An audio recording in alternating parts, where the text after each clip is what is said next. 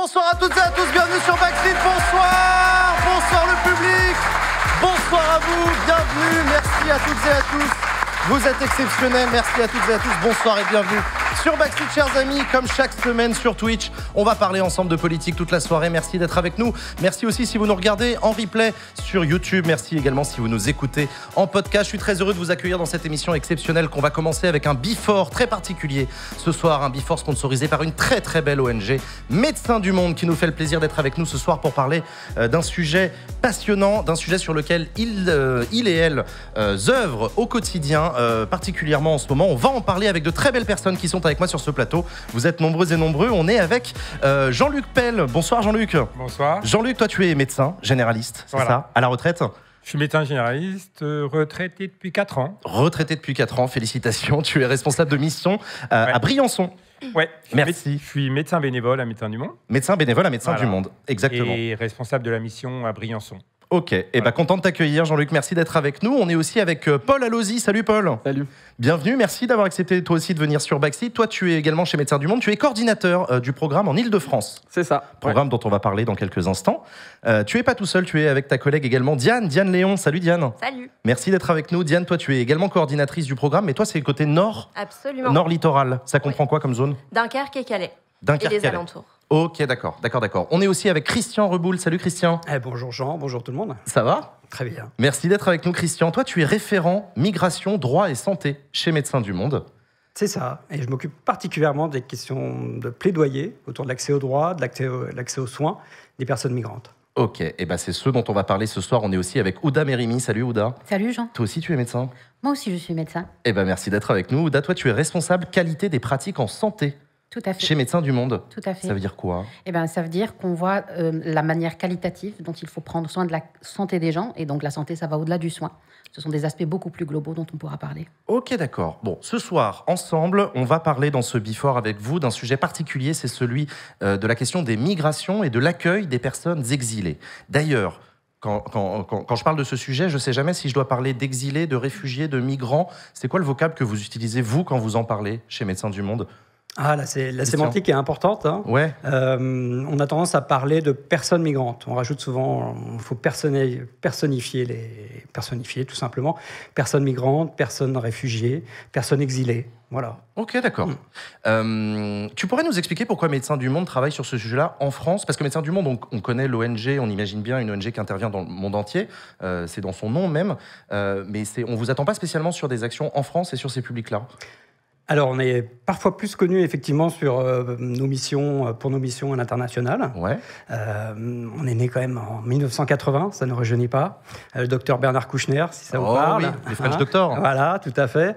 Avec une première mission fondatrice, je dirais, auprès des boat people en mer de Chine, pour les personnes qui fuyaient le régime du Vietnam et du Cambodge. Ouais. Un bateau avait été affrété pour aller les sauver. Donc c'est parti de là, mission fondatrice. Maintenant, Médecins du Monde s'est beaucoup développé à l'international et c'est peut-être moins connu, mais maintenant, notre plus grande mission, notre plus gros programme se situe en France. En France métropolitaine. En France hexagonale, tout à fait. Ouais. Mais on est aussi présent en Guyane, à Mayotte, à La Réunion. Et on a ouvert notre premier centre d'accueil, de soins et d'orientation en 1986. Et aujourd'hui, nous en avons 14. 14 partout sur le territoire. D'accord, voilà. Ok. Et du coup, pourquoi est-ce que... Donc, tu l'as dit, l'action dans le monde entier. D'ailleurs, vous étiez venu, Médecins du Monde, dans un before de Backseat. C'était suite au terrible tremblement de terre qui avait eu lieu dans la zone Turquie-Syrie, pour parler justement de l'action prioritaire des ONG suite aux catastrophes naturelles. Pourquoi est-ce que vous travaillez sur le sujet des personnes exilées en France ? Alors, il faut voir que notre principe d'action, c'est vraiment d'aller vers les personnes les plus précaires, vers les personnes les plus vulnérables. On ne s'est pas dit, tiens, on va aller voir les personnes exilées. On s'est dit, on accueille tout le monde. Et dans nos 14 centres de soins, et on a des centres, mais aussi on fait de l'aller vers dans les squats, dans les campements, et on va en parler tout à l'heure avec Diane, Paul et Jean-Luc. On accueille tout le monde. On appelle ça un accueil inconditionnel. On est français, pas français, étranger, quel que soit le statut administratif, on vous accueille. Et dans ces centres, on fait des données, on recueille des statistiques, et il se trouve que ça bouge très peu d'année en année. On publie un rapport statistique, et chaque année, on tourne autour de 97% des personnes qui viennent nous voir qui sont étrangères, de nationalité étrangère. D'accord. Donc il y a une spécificité sur ce public-là. Ouais. Voilà, et parmi elles, il y en a la moitié qui est sans titre de séjour, dite sans papier. Donc, on peut dire aujourd'hui en France, finalement, que les personnes étrangères, c'est une des figures de la précarité et de la pauvreté. D'accord. Et c'est pour ça que ça fait partie de notre mission sociale. Ok. Je vous propose qu'on regarde une petite vidéo, un reportage que vous avez tourné, Médecins du Monde, dans les Alpes, qui va nous permettre de comprendre assez concrètement en quoi ça consiste l'accompagnement que vous proposez du coup pour ces personnes exilées. On se retrouve tout de suite après. On est ici à Montgenèvre, un point de passage de migration entre l'Italie et la France. C'est une frontière très militarisée. Des migrants qui essayent de passer prennent de plus en plus de risques et des chemins de plus en plus escarpés pour échapper aux forces de l'ordre. On organise des maraudes côté français pour venir à leur rencontre et les mettre à l'abri à Briançon.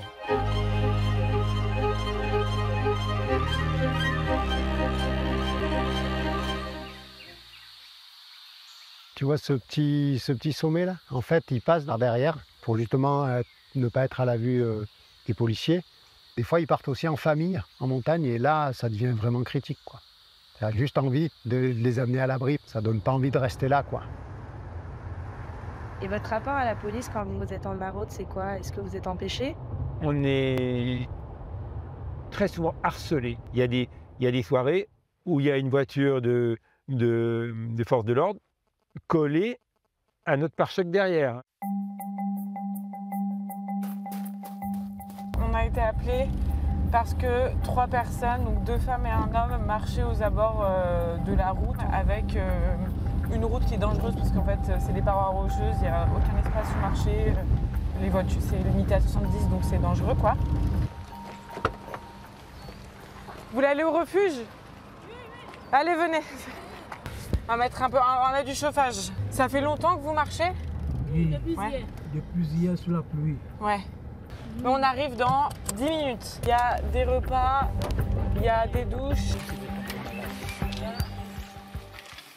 On est ici au refuge solidaire de Briançon, un lieu d'accueil et de répit pour les gens qui viennent de passer la frontière. C'est un lieu qui fonctionne avec une grosse énergie bénévole et solidaire et avec aucun soutien de l'État. Donc là, vous êtes dans le local de Médecins du Monde au sein du refuge. Donc nous, comme on a affaire plutôt à une population qui reste très peu de temps ici, on est là pour prodiguer les premiers soins, pour bien sûr aussi être un espace d'écoute et ensuite les orienter. Et il y a aussi évidemment beaucoup de problématiques de santé mentale liées à leur parcours d'exil.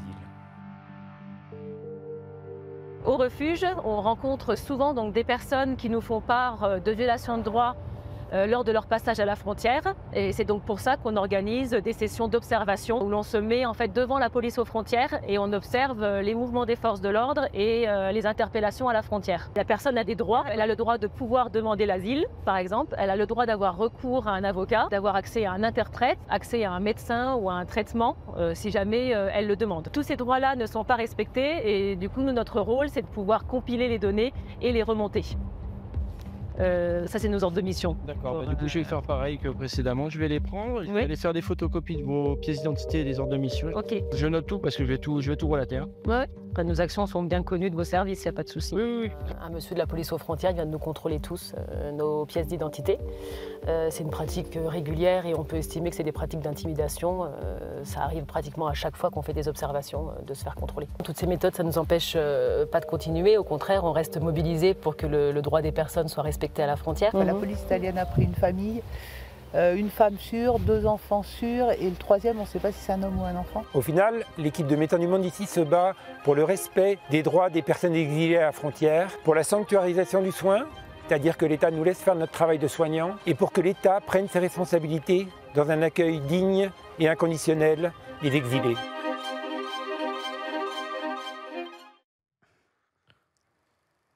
Voilà un reportage qu'on peut retrouver comme d'autres sur la chaîne YouTube de Médecins du Monde. N'hésitez pas à les regarder. Jean-Luc, c'est toi qu'on voit dans cette vidéo dans les Alpes. Comment est-ce que tu as rejoint Médecins du Monde, toi? C'est quoi ton parcours? Bon, pour la petite histoire, ma première mission à Médecins du Monde, c'était il y a 41 ans et j'étais en Afghanistan. Et t'en es jamais reparti? Voilà, avec des moments où j'étais plus présent à Médecins du Monde et d'autres moments où j'y étais moins. Voilà. D'accord. Et du coup, ça consiste en quoi, du coup, tes actions là, on en voit quelques exemples, mais tu es sur le terrain tout le temps, tous les jours, ça ressemble à quoi? Eh ben, j'habite Grenoble, donc c'est pas très simple non plus. C'est une mission qui se passe à Briançon. Et du coup, j'y vais souvent. Et on voit Isabelle, là, dans le reportage, qui est une salariée de la mission qui habite à Briançon. Voilà. D'accord. Paul et Diane, c'est votre cas? Vous êtes salariés tous les deux? Vous êtes coordinateurs, c'est ça? Ça consiste en quoi, vos missions? Alors, Paul. moi, quand je vais sur le terrain, j'ai un rôle de médiateur. Donc, aller parler avec les exilés, organiser la rencontre, etc., organiser mon équipe. Et après, sinon, ça va être du travail.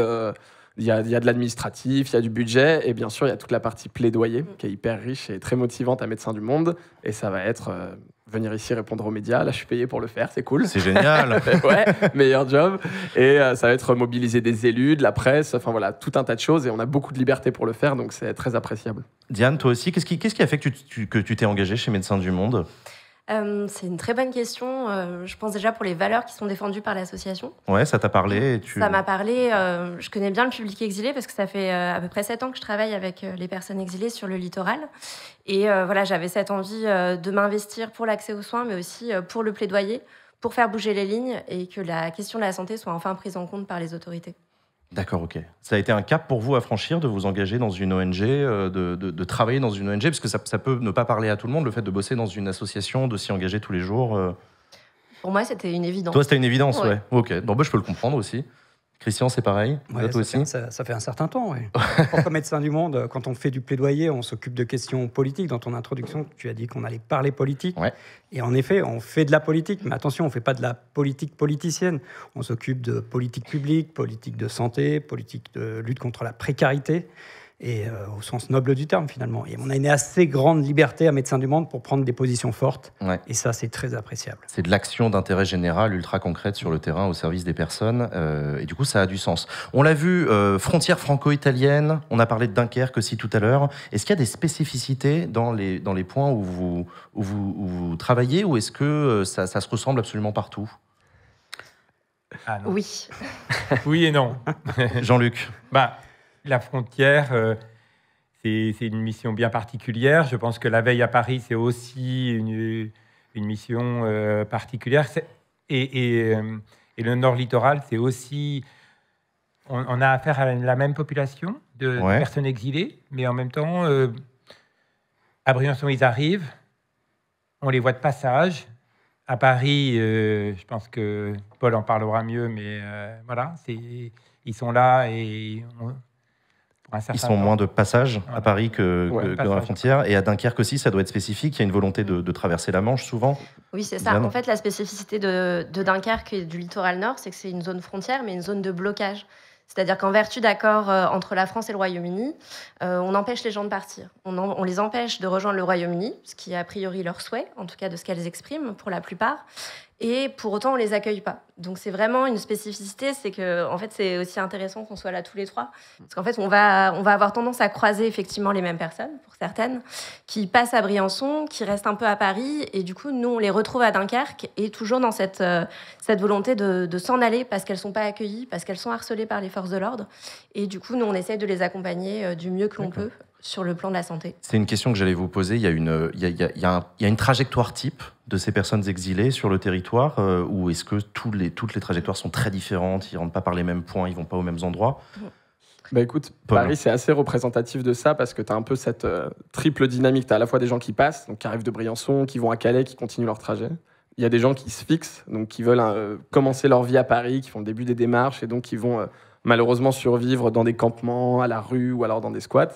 Et Paris sert aussi d'un peu de lieu de dispatch sur toute la France. Il y a une politique de l'État d'essayer de répartir un peu les migrants partout, en dehors de la capitale, etc.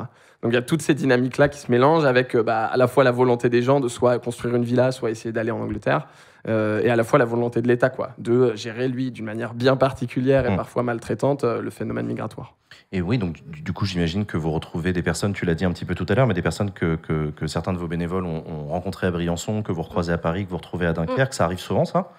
Ça arrive, mais c'est pas forcément simple de le savoir. Il y a autant de trajectoires que de personnes. Donc, il y a des personnes qui disent « Ah bah oui, vous, je vous connais, Médecins du Monde », parce qu'ils reconnaissent le logo. Ouais. Mais voilà, je dirais pas que c'est la norme forcément de passer par Briançon et ensuite d'arriver à Dunkerque. Et heureusement, parce que voilà, il y a aussi beaucoup de personnes qui veulent rester, qui veulent s'installer. La question, c'est si on leur donne le droit ou pas, et c'est ça le problème. Est-ce que la France est souvent, c'est une question que je voulais vous poser, est-ce que la France est souvent une destination finale de leur exil? Ou est-ce que vous arrivez à avoir des pourcentages de combien viennent pour s'installer, combien veulent changer de pays? Vous le savez ça ou pas, Christian? Il y a autant de trajectoires que de personnes, c'est super difficile. Ouais. Alors il y a des statistiques bien sûr sur le nombre de personnes demandeuses d'asile, ça c'est très, très documenté, mais c'est très difficile de... Ouais, il y a tellement de trajectoires, des personnes qui arrivent à Briançon, la plupart continuent quand même du côté de Paris, Île-de-France, un certain nombre continuent après du côté du Nord littoral, Ouais. certaines décident de faire une demande d'asile, mais c'est très minoritaire. D'accord. Vous savez estimer le nombre de personnes que ça représente, le nombre de personnes que vous accompagnez chaque année en France? Oui. Ouda? En moyenne, du coup, ce que disait Christian tout à l'heure, c'est qu'on a les centres de santé, donc les gens se dirigent vers les centres de santé. Ouais. Et puis on a toutes ces activités qu'on appelle aller vers, où parfois c'est à pied, parfois c'est en voiture, des camions, il y a des consultations, des permanences. Parfois les villes mettent en place des permanences. Donc dans nos centres de santé, les 14, ce qu'on appelle CASO, en moyenne, on voit 20 000 personnes. Les CASO, ce par sont an. les centres de santé? Ce sont les centres de santé, Oui, c'est c'est ça. les centres de soins, d'accueil et d'orientation, donc les CASO. CASO. Ce sont des formats centres de santé avec des équipes multidisciplinaires. Donc à peu près 20 000 personnes par an en moyenne dans les centres de santé et un peu plus de 30 000 sur la totalité des projets mobiles ou aller vers. Sachant que si on a 14 centres de santé, on a un peu plus de 35 projets aller vers les personnes et donc aller à leur recherche aussi dans leur lieu de résidence. De résidence, c'est une manière de parler, Oui. que ce soit à la rue ou en bidonville parfois ou en squat. Ouda, ils ont besoin de quoi? Ils et elles ont besoin de quoi? Ces personnes que vous accompagnez, c'est quoi leurs besoins en matière de santé?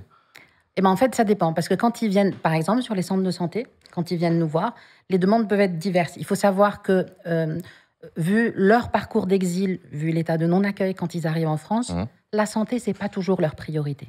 Donc, nous, on va essayer de les faire parler de santé, mais c'est pas toujours leur priorité. D'accord. Donc, ils viennent aussi pour comprendre le système, pour comprendre cette histoire d'accès au droit. Donc, Ouais. on a beaucoup de questions d'accès au droit, et on se rend compte que beaucoup n'ont pas accès au droit. Et puis, on creuse pour savoir justement s'il y a des problématiques de santé, et on creuse quelles sont les problématiques de santé. Certaines sont visibles. Les personnes, on les revoit pas toujours. Donc, parfois, c'est répondre directement à j'ai un besoin de santé physique, mais parfois, c'est aussi prendre le temps, les laisser se poser, voir un petit peu leur santé mentale. Ouais. Donc, pour faire le tour C'est de ce que leur disait santé Jean-Luc globale. dans le reportage. On constate aussi beaucoup de problèmes de santé mentale. Tout à fait. D'accord. Il n'y a pas juste le soin. Quand on parle de santé, c'est pas que du soin. Vous parlez aussi chez Médecins du Monde de santé globale. Ça veut dire quoi? La santé globale, c'est de considérer cet individu comme un tout, donc avec cet aspect physique, avec cet aspect mental, mais aussi très interdépendant de son environnement et donc de ce qu'on appelle les déterminants sociaux de la santé. Donc, quand ils arrivent, ils ont quoi comme réseau? Ils connaissent quoi comme personne? Le fait de ne pas avoir de travail, le fait de ne pas avoir de logement, tout ça, le genre, le sexe de la personne, tout ça, c'est des choses qui ont un impact direct sur la santé. Et donc, d'avoir cette approche holistique, globale, qui s'oppose à un aspect biomédical, juste vous avez mal où, et puis je vais vous donner un traitement, c'est justement de prendre en considération tout cet aspect-là. Et pour le prendre en considération, notamment par rapport à cette population très spécifique qu'on voit, c'est comment on ralentit le temps, prendre le temps de parler, avoir des professionnels différents qui leur parlent, et puis ils ne parlent pas toujours la langue. Donc, il faut qu'il y ait des interprètes professionnels pour leur donner la possibilité de parler d'eux et de leur santé. Concrètement, ça se passe comment, Paul, par exemple? Concrètement, une personne qui vient vers vous dans un CASO, qui vient dans un centre de santé, vous l'accueillez, vous avez des interprètes qui sont disponibles. Comment ça se passe? Alors, nous, on rencontre beaucoup les gens via l'aller vers. Donc, nous, globalement, on prend un camion. On prend un kangou, un camion, des barnums, etc. On va sur les lieux de vie. Donc, et vous allez les rencontrer voilà, on va à la là où ils rencontre sont. et donc on se pose à proximité des lieux de vie. Et là, ça va être mon taf et celui de l'équipe bénévole, etc. D'aller voir les gens, de se présenter. On est Médecins du Monde, on a des soignants, on a des possibilités de soins, d'orientation, etc. Est-ce que vous avez besoin d'aide? Et on fait tout ça grâce à des interprètes, en effet. Donc tout de suite, ça met en confiance quand il y a la langue quand même qui est parlée par des compatriotes. Là, on reçoit les gens et après, on va faire beaucoup d'orientation. Notre but à MDM, quand même, c'est de ne pas se substituer au droit commun. Il existe des lieux où les gens peuvent se faire soigner, à l'hôpital, etc. Ah, d'accord, le droit commun, c'est les structures de santé déjà... Ah oui, d'accord. Voilà. Ok. Et donc, en faisant notre aller vers, on va prendre en charge certaines pathologies. Bon, j'ai un peu mal à la tête, etc. Ça, on peut gérer, voilà. Par contre, s'il y a un vrai problème de diabète ou autre, ça peut être géré à l'hôpital. Mais les personnes, ils ne le savent pas forcément. Ils arrivent ici, ils ne parlent pas la langue, c'est un peu compliqué. Donc nous, on va filer des tickets de métro, on va donner un plan où c'est écrit dans la langue, avec le trajet détaillé dans la langue, des images, etc., accompagner les personnes. Enfin voilà, il y a vraiment le soin et l'orientation pour nous qui sont les deux maîtres mots, quoi. Et que ce soit dans le Nord littoral ou à Briançon, c'est la même chose, ça se passe de la même manière, ou là aussi vous avez un enjeu de ralentir le temps, même s'ils sont fait de passage parfois? On a un programme assez similaire sur le littoral par rapport à celui de Paris. Et effectivement, nous, on propose des consultations, on accompagne les gens vers le fameux droit commun, vers les services de santé qui existent. Et également, on a tout un volet de santé mentale, d'accompagnement, de soutien psychosocial. Donc, on a un camion, et pareil, on va se poser sur le campement, et on propose cet espace de répit, cet espace où aussi on respecte les gens, parce qu'en fait, les personnes peuvent s'asseoir à une table, juste être tranquilles, un peu isolées.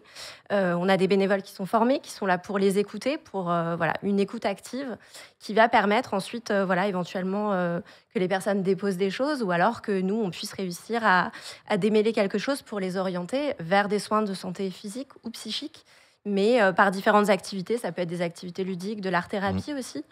Donc voilà, on a vraiment cette idée d'accompagner les personnes vers le soin, mais surtout de les réhumaniser et de prendre le temps, comme tu le disais, Ouda.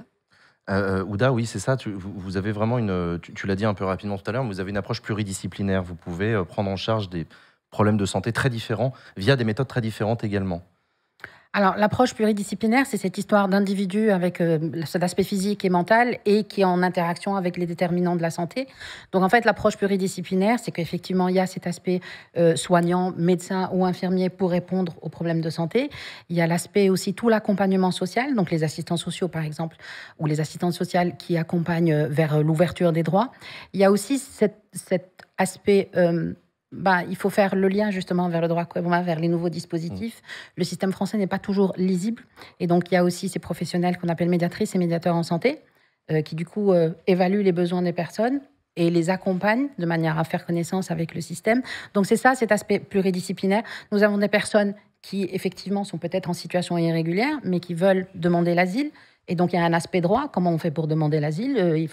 Donc, cet aspect multidisciplinaire, ce sont des professionnels de champs différents, mais en capacité de répondre à ces besoins différents des personnes au moment où elles arrivent. Je précise que quand on parle d'accès au droit, ça peut paraître être du jargon, il y a peut-être des gens qui ne comprennent pas, c'est à quoi a droit une personne exilée, où est-ce qu'il faut demander, prendre rendez-vous, le guichet c'est où, la préfecture, est-ce que j'ai le droit de déposer une demande d'asile, des papiers, comment je fais, etc. C'est ça l'accès au droit. C'est aussi comment je vais voir un médecin, où j'arrive, on me dit votre carte vitale, et du coup ma carte vitale, qu'est-ce que c'est quand je découvre un nouveau système de santé? C'est vrai, oui, tu as raison, oui, c'est tous les droits, c'est pas que les droits au séjour, c'est tous les droits, y compris les droits en santé. On a un témoignage d'ailleurs d'une personne que vous avez accompagnée. Je vous propose qu'on l'écoute et on en parle juste après.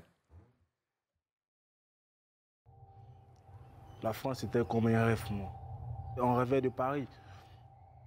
Lorsque je suis arrivé en Libye, moi, je te réponds direct, on nous a vendu le rêve.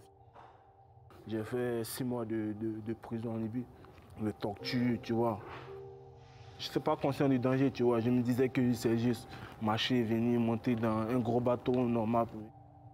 À un certain moment, je voulais renoncer, mais j'ai pensé à la famille. Et lorsque j'appelais souvent ma grand-mère au téléphone, du fait d'attendre savoir, au fait, ça me motivait. Je voulais être en Europe un jour pour l'appeler, pour lui dire « Ah, j'ai réalisé mon rêve ». J'ai fait 2 semaines, je dormais à la gare de Paris. J'ai dormi en dehors, tout ça, même en hiver. La vie de ma mère, je ne sais même pas où je vais aller, moi, chez soi. Il faut être bien habillé pour que les gens t'approchent. Je pue, tu ne vas pas vouloir t'approcher de moi. Tu ne vas même pas vouloir me saluer. Tu me vois, je suis bien habillé. Peut-être tu vas te dire, oh, ça va chez moi parce que je suis bien habillé, basket, tout ça, tu vois, mes cheveux. Mais tu ne peux pas comprendre combien je souffre dans mon cœur, tu vois. Même mon pied ennemi, je ne veux pas qu'il passe par là. Parce que moi, je suis en train de traverser là. Voilà, des témoignages comme celui-là, vous devez en avoir assez souvent, je suppose. Pour beaucoup d'entre nous et pour moi, d'ailleurs, c'est une découverte. Je ne l'entends pas tous les jours, mais vous l'entendez tous les jours.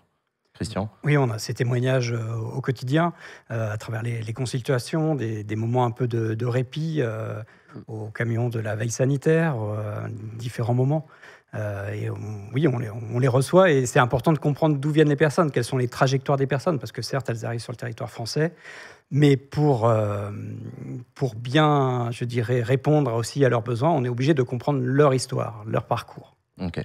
Nous, on a l'habitude dans cette émission sur Backseat, on a l'habitude de suivre l'actualité politique. Il se trouve que l'actualité, c'est tous les jours. Encore ce matin, à Annecy, on a connu un drame terrible. Et tout de suite, très rapidement, on a vu les récupérations politiques, les réactions du personnel politique. Il se trouve que là, ça concernait une personne une personne migrante. Et c'est quelque chose auquel vous êtes habitué, vous, à une reprise du sujet par les personnalités politiques ? Christian? Non, mais déjà, dire ce qu'il s'est passé ce matin à Annecy, c'est un drame absolu et forcément, on s'associe à la peine des familles. Et au-delà de ça, après, c'est une personne qui venait de Suède. Qu'est-ce qu'on peut dire d'autre? On n'a pas les éléments. Non. Finalement, ça n'a que peu à voir avec ce dont on vient de discuter.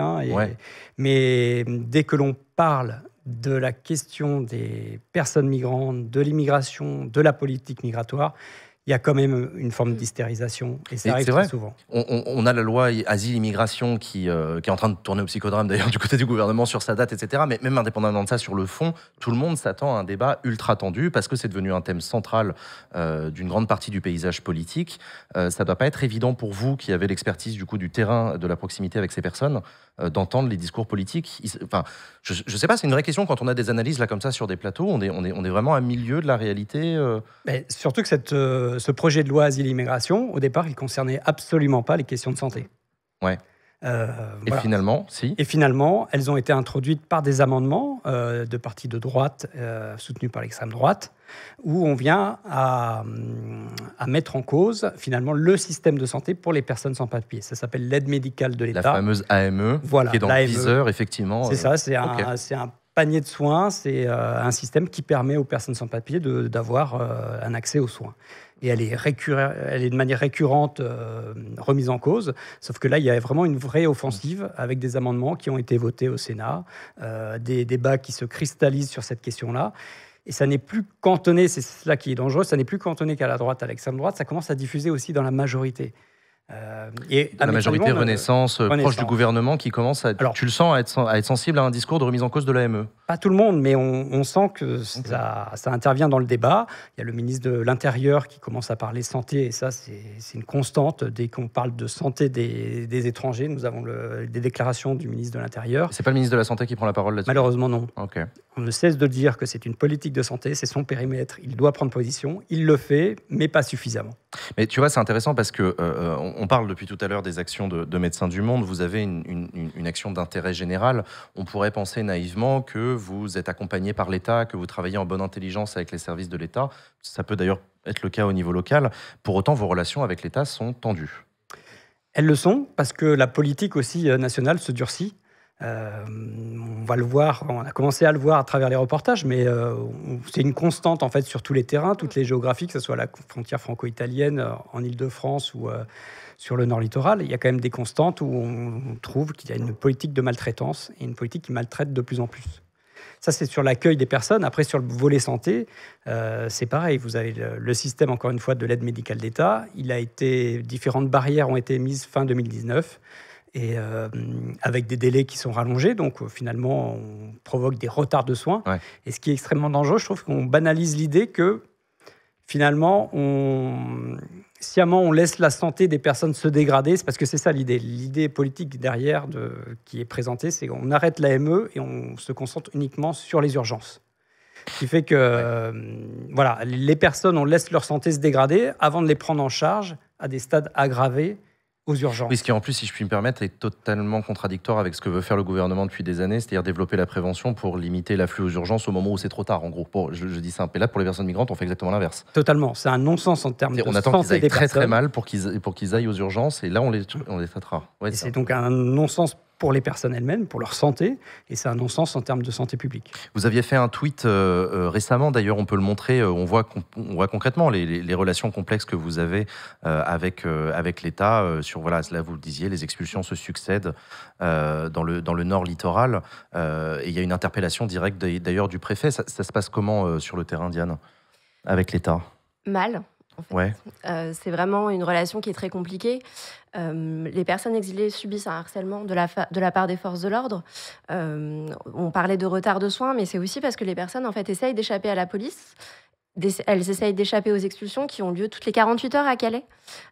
Sur le Dunkerquois, c'est au moins une fois par semaine, voire 2 fois par semaine. Donc en fait, les personnes vont essayer de sauver le peu d'effets personnels qu'elles ont et de ce fait vont essayer de se cacher. Et en fait, nous, en tant qu'acteurs associatifs, on a du mal à aller jusqu'à elles pour leur proposer des soins parce qu'en fait, elles se disent bah non, en fait, si je suis visible, ça m'expose et ça m'expose aux forces de l'ordre. D'accord, donc ils peuvent même aller jusqu'à refuser d'être soignés par peur que les forces de l'ordre les retrouvent, Oui, bien par sûr. méconnaissance aussi sans doute, de se dire... Oui, Oui, ok, d'accord. tout à fait. Et même le fait d'accompagner les personnes jusqu'à l'hôpital, donc vers le droit commun, en fait, c'est aussi c'est tout le travail de médiation que font les équipes sur le terrain. Déjà d'expliquer voilà, comment fonctionne le système de santé et aussi comment elles vont réussir en fait, à avoir accès au droit commun, aux soins, sans se faire arrêter par la police, sans se faire contrôler.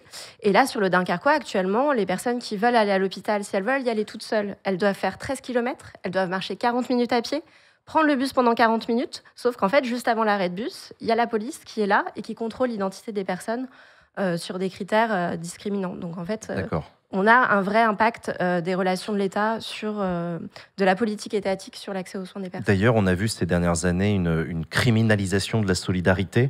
C'est devenu même un thème dont on parle de plus en plus. On se souvient notamment de Cédric Roux, par exemple. C'est un exemple. Vous aussi, vous êtes la cible sur le terrain, les bénévoles. Toi, Jean-Luc, tu as déjà été, d'une manière ou d'une autre, emmerdé, empêché, je ne sais pas, la justice, la police, la préfecture. Je ne me rends pas compte. Oui, bien sûr. C'est plutôt dans la partie maraude. Et en fait, on a une voiture Médecins du Monde qui tourne la nuit à Montgenèvre pour essayer de prendre en charge les personnes exilées qui ont passé la frontière, qui sont souvent frigorifiées et épuisées. Et donc, c'est dans cette partie-là qu'on va être empêché. Et donc, harcelé avec des filatures, des amendes abusives. Ils vont essayer de... Quand on est arrêté avec des exilés dans la voiture, ils vont essayer de nous les retirer de la voiture. Voilà. Donc, oui. Non, mais c'est absolument incroyable. Enfin, on se rend difficilement compte. On parle de personnes qui sont en situation, enfin, qui ont un besoin, parfois même, j'imagine, urgent de santé. Tu parles de personnes frigorifiées qui viennent de passer la frontière. La première voiture sur laquelle ils tombent, c'est celle de Médecins du Monde. Ils sont accueillis par des bénévoles et on a du mal à imaginer que la police vienne emmerder la bagnole avec les gens dedans, alors que, juste, il faut qu'on se dépêche, en fait. Il faut les soigner. Oui. Enfin, je sais pas. Ouais. En plus, il y a un discours du préfet qui dit « ce que vous faites est très bien ». Qui te remet une décoration à la fin et tout. Voilà. Non, mais ouais. Sur le terrain, c'est pas tout à fait comme ça que ça se passe. Tu sens que ça s'est durci ces dernières années? Ou est-ce que ce dont on parle, en réalité, ça a toujours été ça? Parce que ça peut être aussi une facilité d'analyse pour moi, de dire « oh, vous vous rendez compte, c'est pire maintenant ». Non, ça s'est durci. Ça s'est durci, oui, ok. Bien sûr. Et ils ont doublé le nombre de forces de l'ordre. Actuellement, il y a à peu près 300 policiers et gendarmes sur la frontière. Donc, ça s'est durci. C'est la seule réponse... quand on leur dit que le refuge a du mal à gérer les gens qui arrivent, la réponse de la préfecture, c'est de renforcer, au lieu de participer à l'accueil, eux, ils renforcent leur présence à la frontière. Médecins du Monde a co-signé d'ailleurs aujourd'hui une tribune avec d'autres ONG et associations justement sur cette loi asile-immigration. Est-ce que vous sentez que vous êtes entendu par une partie des responsables politiques? Ou alors peut-être que l'opposition, je sais pas, je suppose que la gauche est plus... On essaie. Pas être naïf 2 minutes, quoi. Non, mais ouais. Non, mais bien sûr, on fait tout pour être entendu. On utilise tous les moyens dont on dispose, y compris de venir à Backseat pour faire entendre notre voix. Ben non, ça fait plaisir de vous accueillir aussi pour ça. Non, mais oui. Non, mais très clairement. Après, c'est un peu mon boulot, là. Mon terrain à moi, il se situe dans les cabinets ministériels, au Parlement, à l'Assemblée nationale, au Sénat, des rencontres avec des groupes parlementaires qui essaient de les convaincre. Mais tu sens qu'ils t'entendent, qu'ils t'écoutent, les encostardés ou... Oui, certains, oui. Alors, il y a des différences entre groupes parlementaires. Là, on rentre dans le champ politique, mais y compris des personnes dans la majorité qui sont très sensibles à ces questions-là, mais elles sont minoritaires dans la majorité. Okay, c'est ça le problème. Et il y a des groupes parlementaires qui peuvent relayer nos positions. On essaye de faire poser des questions au gouvernement. Tu les streams, je crois. Ouais, carrément. Et ça arrive on en entend parfois que, voilà, qu'un député décide justement de se saisir d'une situation, parce que tout notre plaidoyer part de nos constats, de nos terrains. Donc on l'interpelle et lui-même porte cette question-là et interpelle le ministre. Et c'est assez fort quand on a une interpellation directe au moment des questions au gouvernement auprès du ministre. Et il faudrait qu'on vérifie, mais je suis à peu près persuadé que c'est le ministre de l'Intérieur qui répond. Non, mais je te jure, il faudrait que je vérifie, mais ça, tu vois, ça m'étonnerait pas. Mais c'est vrai que ça rend visible ce que tu disais tout à l'heure. La France, c'est pas un cas isolé. On sait qu'en Europe, dans beaucoup de pays, il y a des enjeux autour de la question migratoire. Est-ce que vous avez des contre-exemples de pays dans lesquels ça se passe bien entre Médecins du Monde et les pouvoirs Écoute, moi, j'aurais bien voulu te répondre là-dessus avec le côté politique migratoire et l'exemple ukrainien. Mais en gros... Ah oui. Tu parles des réfugiés ukrainiens suite à la guerre qui ont été accueillis en France, où il y a eu une volonté politique, exactement, la répartition sur le territoire, etc. Okay. En gros, tu vois, pour déjà pacifier un peu le débat, si tu prends le nombre de gens qui se déplacent dans le monde suite à des guerres, la misère, etc., en fait, tu en as, selon l'ONU, 85 millions. Et la France, qui envoie en moyenne 120 000 par an, c'est 0,1%. De tous les gens qui se déplacent dans le monde, c'est 0,1%. Donc on nous parle d'invasion, de vagues, de plein de trucs. On se détend, on se calme, 0,1%. Donc tranquille, on peut souffler un petit peu. Et en plus, la France, elle a montré ce truc génial que nous, on applaudit des deux mains, mais en ayant une idée derrière la tête. Pour te faire une petite mise en situation, tu vois là, toi aujourd'hui, tu es français. Mettons que tu es un planisphère des pays en guerre et que tu dois lancer une fléchette pour avoir une origine. Si tu viens de l'Afghanistan, de l'Érythrée ou du Soudan, quand tu vas arriver à Paris, t'as pas de chance parce que tu vas être à la rue. Tu vas être en campement, tout va être compliqué. Mais mettons que tu sois tombé sur l'Ukraine. Alors la situation est horrible, pays en guerre, etc. Par contre, il y aura une différence qui vaut le coup et qui est intéressante, c'est que la France a mis les moyens. Et quand tu vas arriver à Paris, toi, tu vas aller à Porte de la Villette. Il y a un centre multi-acteurs. Tu vas rentrer là-bas, tu vas être soigné, tu vas être vacciné si besoin. On va te donner un peu d'argent. Il y aura Pôle emploi parce qu'en fait, tu sais taffer, donc on va te faire bosser, on va pas te laisser errer, devenir fou, etc. On va te faire dormir là jusqu'à ce qu'on te trouve un hébergement ailleurs. En fait, ça, c'est pour les Ukrainiens. Et ça, c'est pour les Ukrainiens. Donc c'est la preuve que quand une volonté politique est mise et elle a été mise, clairement, ça change, mais du tout au tout. En fait, c'est la preuve par l'Ukraine, quoi. En France, on sait accueillir, on peut faire. Tant mieux pour les Ukrainiens, c'est pas le sujet. Il ne s'agit pas d'opposer les migrants entre eux, mais j'entends ce que tu dis, C'est hyper impressionnant. Vous avez encore une fois des contre-exemples. L'exemple ukrainien est très parlant parce qu'il se passe en France, mais il y a d'autres pays dans le monde, ou même en Europe, où ça se passe mieux, Christian ? Je voudrais juste revenir sur l'Ukraine, parce que là, il se trouve, on avait pu faire un tweet à l'époque lorsque le Premier ministre Castex avait annoncé 100 000 places d'hébergement. Je me souviens. Voilà, et on avait fait un message, peut-être le message le plus simple, avec le compte Twitter de Médecins du Monde. On lui avait dit « Tu vois quand tu veux ». Et ça venait symboliser vraiment notre position. C'est vraiment super ce que vous avez fait, mais généralisez-le pour toutes les nationalités. Vraiment, tu vois quand tu veux. Quand il y a la volonté politique, on y arrive, on est capable de le faire. Voilà. Et pour te donner un exemple d'un autre pays où ça fonctionne, mais tu vois, l'Allemagne, il y a quelques mois, on était sur une ouverture d'un squat là à Paris, et il y avait un Afghan, on commençait à discuter, etc. Et il me dit, j'arrive d'Allemagne, tu parles allemand? Je lui dis, désolé, je parle pas allemand. Il me dit, putain, moi je parle couramment et tout. Je dis, désolé, ok. Il me dit, j'ai vécu 8 ans là-bas, ok. Et il me montre, et il me dit, j'avais un boulot là-bas, j'avais une bagnole, j'avais un appart, j'ai une copine aussi là-bas, j'ai construit ma vie. Alors malheureusement, au bout de 8 ans, il n'a pas eu l'asile, mais pendant 8 ans, il bossait, il était logé, etc. Et au bout d'un moment, la procédure d'asile a fait, désolé, il faut que vous alliez voir dans un autre pays. Et donc il est arrivé en France. Et donc il arrive en France, et il était dans un squat qui n'a pas tenu 24 heures, et après il a passé du temps à la rue, et on l'a jamais revu. Il y a quand même une spécificité française d'espèce de fabrique du sans-abrisme. Quand tu arrives, tu es dehors, quoi, avec toutes les conséquences que ça a, tu vois, pour la santé physique, psychique, etc. Non, mais c'est assez impressionnant de voir les différences de traitement et surtout les conséquences que ça a. Encore une fois, je reviens sur ce dont nous, on a l'habitude, c'est effectivement le discours politique. On entend beaucoup de politiques dire « oui, vous comprenez, c'est compliqué, si on les accueille bien, en gros, il y en a plus qui vont venir, le principe de la pompe aspirante, etc. » C'est un discours auquel, là aussi, vous devez être habitué. Qu'est-ce que vous avez envie de répondre aux gens qui l'entendent toute la journée, qui disent oui, c'est vrai. Il faut le contrer, il faut absolument le contrer. C'est la spécificité que disait Paul. C'est quand même, dans pas mal de pays, les législations quand même se durcissent. Mais il y a quand même cette spécificité française où, dans la haute administration, au ministère de l'Intérieur, on pense toujours qu'il faut faire vivre l'enfer aux personnes pour que d'autres ne viennent pas par la suite, en fait. Sauf que les ressorts des migrations, les ressorts des décisions personnelles des personnes lorsqu'elles sont dans leur pays, lorsqu'elles sont contraintes de partir, lorsqu'elles décident d'aller chercher une vie meilleure, elles sont tellement éloignées de ces considérations-là, en fait, finalement. Les ressorts sont bien plus profonds, et ce n'est pas parce qu'on maintient les personnes à la rue qu'elles ne vont pas venir en France. On précarise, en fait, le résultat, c'est qu'on en vient juste à précariser les personnes, à les maltraiter. Et pour te donner un exemple très concret, tu vois, mercredi, on était en consulte sur un lieu où il y avait des mineurs. Ouais. Et donc, tu avais un jeune qui est passé par la Libye. Donc là-bas, il n'a pas raconté ce qu'il avait vécu, mais a priori, il a été esclavagisé et violé. Après, il a passé la Méditerranée, et là, on le voit en consulte. Et en fait, le médecin m'appelle parce qu'il fond en larmes pendant la consulte, on ne pouvait plus l'arrêter. Et il était là en sanglots, il nous disait « Mais c'est ma faute, le bébé qui est tombé du bateau, j'ai pas pu le sauver, c'est ma faute, et j'ai perdu des gens. » Et en fait, les gens, ils viennent pas en France parce que n'y a pas la queue à la préfecture et qu'on a vite la carte vitale. Non, en fait, c'est pas parce qu'on faciliterait les choses ici que les gens traverseraient l'enfer en Libye et traverseraient dans la Méditerranée qui viendraient. Personne se dit « Ah, je vais aller en France parce qu'il y a un accès facilité à l'AME et sur le chemin, je vais me faire violer, je vais risquer ma vie sur un bateau. » Non, les gens partent parce qu'ils n'ont pas le choix, en fait. Ils veulent rester en vie, donc ils partent et ils finissent par arriver ici. Donc c'est pas parce qu'ici, on matraque, on maltraite et tout, que ça va les décourager. Ils n'ont pas le choix de partir. Puis surtout que tu en parlais tout à l'heure sur les zones en guerre, il y en a beaucoup, c'est lié à des aléas géopolitiques, etc. On peut pas... Non, mais je comprends ce que tu veux dire sur le côté. C'est pas en rendant l'accueil plus difficile ici qu'on va régler quoi que ce soit au phénomène des migrations.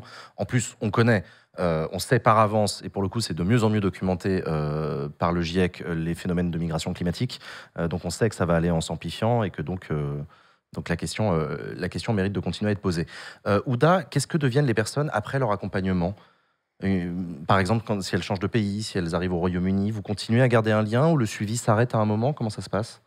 En fait, une des caractéristiques de ces personnes, c'est leur forte mobilité. Donc, on ne les revoit pas toujours. C'est pour ça qu'on est vraiment donné sur du one-shot la plupart du temps. Donc, sur la seule fois, les 2-3 fois où on va les voir, le maximum d'outils possibles en matière de santé. Maintenant, c'est ce que disait Diane tout à l'heure. Parfois, effectivement, quelqu'un qui est passé par Briançon, on va le revoir à Paris ou à Toulouse ou à Lyon. Mais c'est quasiment anecdotique et c'est très hasardeux. Et nous n'avons pas toujours d'informations sur ce qu'ils deviennent après. Parce que les motivations, effectivement, c'est ce que disait Paul, au moment où ils arrivent, ils ont plein de ressorts qui les font arriver, et parfois de non-choix, mais les choix se révisent aussi au fur et à mesure de ce qu'ils vivent une fois entrés sur le territoire. En fait, c'est très difficile aussi de savoir qu'est-ce qu'ils veulent faire après. D'accord, je comprends. Est-ce que vous avez des retours des personnes que vous suivez ? Est-ce qu'elles vous parlent ? Est-ce qu'elles vous remercient, je suppose ? Eh ben, écoute, moi, il y a un an, j'étais dans une réu et j'ai mon téléphone pro qui sonne, je décroche, et là, il y a un mec qui me dit hey, « Paul, en français, etc., comment ça va ?» et tout, c'est Salim. Et là, je capte la voix du mec, je dis « Ah, mais Salim !» Et donc, c'est un de nos patients, un jeune Afghan, genre mon âge, quoi, 27-28 ans. Et le mec me dit, je t'appelle parce qu'en fait, maintenant, je suis en France, j'ai eu les papiers, j'ai un appart et j'ai trouvé un job à la Comédie Française. Et il me dit, j'appelle tous les gens qui m'ont aidé sur le parcours. Alors, on a plein d'histoires tragiques, mais des fois, ça marche. Et j'étais tellement content qu'un de nos patients, en plus, c'est un job de français, quoi. Et vraiment, non, mais ça fait plaisir. À la Comédie Française, c'est beau. À la Comédie Française, non, mais quand même. C'est canon, quoi. Voilà. Non, GG Salim, il y est toujours, tu crois ? Il y est toujours, ouais. Si vous allez à la Comédie Française, à l'accueil, vous verrez peut-être Salim. Salim, on t'embrasse. Non, mais c'est vachement bien. Vous devez aussi avoir des beaux moments que vous devez vivre aussi avec les personnes exilées. Vous devez, On a de beaux moments qu'on vit avec les personnes et on a effectivement des histoires émouvantes. Christian racontait l'historique de Médecins du Monde et les premiers centres qui se sont ouverts en 86. Et effectivement, on avait beaucoup accueilli à l'époque des gens qui venaient, ce qu'on appelait les boat people, qui venaient justement de... Ouais. Et l'un d'entre eux est devenu médecin. Il est bénévole aujourd'hui dans un des centres de Médecins du Monde, 40 ans après. C'est génial. Ça, c'est génial. C'est vraiment des moments émouvants. Et ça prouve que dans ce pays, il y a de la solidarité. Il y a des gens qui veulent aider. Il y a des gens qui veulent aider les gens en matière de santé. Il y a aussi un truc important que vous développez, c'est la question du pouvoir agir. C'est des gens qui se mobilisent eux-mêmes pour leurs propres droits, c'est ça ? Qui se mobilisent pour leurs propres droits, qui se mobilisent pour leur santé. Il y a un aspect sur la santé qui est très biomédical de c'est le médecin qui sait, c'est le médecin qui traite. Donc, globalement, renforcer le pouvoir d'agir des personnes en matière de santé, ça doit être une politique globale pour tout le monde, mais elle est encore plus impérative, justement pour les personnes qui sont exclues du système, qui sont exclues des droits. Donc, quelque part, il faudrait aussi comprendre la manière dont les personnes envisagent leur santé, la manière dont elles envisagent leurs problèmes de santé, et puis leur donner des outils. Donc la prévention, la promotion de la santé, l'éducation à la santé, c'est aussi une manière de les renforcer, et puis justement de les aider à être autonomes dans le système, donc de le comprendre et de pouvoir elles-mêmes voguer dans le système de santé. Est-ce que c'est aussi en termes de mobilisation politique? Clairement, oui. Ouais. On a un exemple de ça en Ile-de-France qui est assez fort. J'espère que je ne vais pas dire un gros mot, mais avec les squats. Non, c'est pas vrai. Les exilés en Ile-de-France se retrouvaient beaucoup dans des campements et il y en a qui disent au bout d'un moment, stop, si l'État fait rien pour nous, on va investir des bâtiments vides qui servent à rien, des locaux d'entreprise qui sont vides. Et il y a plein d'exemples de ça à Paris. Donc les exilés, en fait, c'est des gens qui ont du désir, une autonomie, des opinions politiques. Nous, on a un de nos patients qui s'appelle Osman, qui était ingénieur au Soudan. Il y a une révolution en 2019 au Soudan. Il a été réprimé là-bas en tant que militant politique. Ils occupaient la place principale de Khartoum. Ils campaient dessus, comme Nuit debout, finalement. Et il s'est retrouvé à Paris. Et moi, je l'ai rencontré à une ouverture de squat. Ils ont essayé d'investir une école dans le 15e à 200. Ils sont rentrés dans le bâtiment. Alors, le bâtiment a très vite été assiégé par la police avec un truc complètement illégal. Mais en gros, ils assiègent et tu peux sortir, mais tu peux rien faire rentrer. Donc, au bout d'un moment, t'as pas de bouffe, t'as pas d'eau. Mourir dans le bâtiment ou continuer ta vie à la rue, c'est le choix qu'on te laisse. Et le gars vient me voir tout sourire et il me dit je suis trop content. Je lui dis mais pourquoi t'es content? Parce que la situation objectivement est merdique. Là, on est coincé dans un bâtiment, il y a les flics dehors, c'est la merde. Et il me sort une clé de sa poche et il me dit écoute, depuis que j'ai quitté le Soudan, j'ai jamais eu une chambre pour moi. Et là, si le bâtiment tient, j'aurai une chambre et je serai seul dedans. Pour la première fois depuis 3-4 ans, quoi. Et donc voilà, il y a ce truc de... En fait, les gens ont leur autonomie, ils vont se battre politiquement pour leurs droits, pour des lieux, et nous, on essaye de les accompagner comme on peut. Qu'est-ce que vous souhaitez dans les mois et dans les années qui viennent? C'est une question un peu généraliste, mais pour les personnes qui nous écoutent, qui veulent voir les choses évoluer, là, il y a la loi asile-immigration, donc là, ça va être dans les mois qui viennent, la législation en France, mais à plus long terme, comment est-ce que vous le formuleriez, vos souhaits, chacun? Christian? Mais je vais revenir sur le court terme, quand même, sur cette loi asile-immigration. Désolé. Oui. Non, on en parlait tout à l'heure. C'est cette remise en cause de cet accès aux soins pour des personnes qui sont très précarisées. Il faut absolument que ce système se perpétue. Il ne faut pas qu'il soit remis en cause. Il ne faut pas que ces amendements soient votés. Et puis, nous, on voudrait aller au-delà de cette aide médicale d'État, finalement. Et on voudrait que les bénéficiaires de l'aide médicale d'État soient réintégrés dans le régime général de la sécurité sociale, comme c'était il y a bien longtemps, avant les lois Pasqua, finalement. Si ça parle non, ça parle pas beaucoup. Tu peux nous en parler de ça, justement? Non, mais parlons-en. Les lois Pasqua, ministre de l'Intérieur emblématique. Loi Pasqua, 93. Loi Pasqua, ministre de l'Intérieur, tout à fait. Et qui avait conditionné, finalement, le fait d'être la nationalité à l'accès à l'affiliation, à la protection maladie en France. À l'assurance maladie, voilà. Et donc, c'est depuis les lois Pasqua, effectivement, qu'ils sont pas affiliés à ce régime. Et c'était déjà un ministre de l'Intérieur qui s'occupait de questions de santé. C'est un vrai problème. Absolument. C'est vrai. Ouda, tu formules quoi comme vœu? Que le ministère de la Santé s'occupe des problèmes de santé des personnes, donc qu'il fasse son boulot. En plus, t'as pas l'impression de demander la lune en plus. Voilà, c'est quand même un peu basique. C'est un peu basique, ouais. C'est quand même un peu basique. Et il y a beaucoup de gens dans le système de santé qui ont envie de ça, qui sont aidants, qui ont besoin d'aider les gens. Donc il faut se donner les moyens pour pouvoir permettre l'accès à la santé, cette santé globale, aux personnes qui arrivent. Diane, dans la zone nord littorale?